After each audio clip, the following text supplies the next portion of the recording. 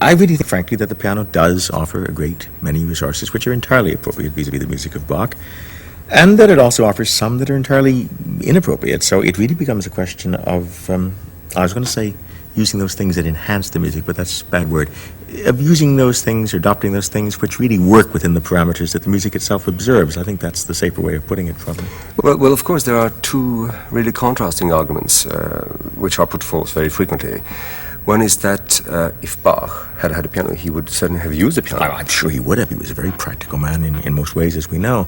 And a few years before he died, when he saw a, what was it called, a Silbermann piano at Frederick the Great's court when he visited there, he seems to have had very nice things to say about it, so he probably would have used it. But I think it's not a terribly relevant argument one way or the other, because whatever he saw at Frederick's court was such a totally different beast from what we know today, you know, that it doesn't really stand comparison.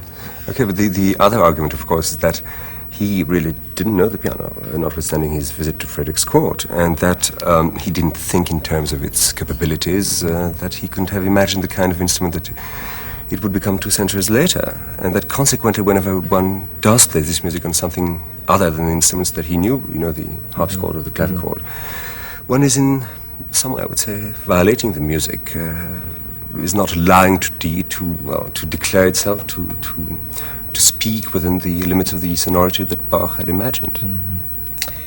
Yeah. I mean, yeah, that is the other argument.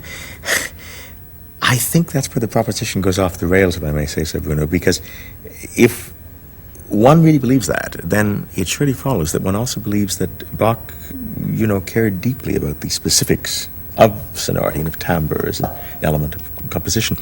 That in effect he was almost a slave to the instruments which he wrote, and I just don't think that's the way it was with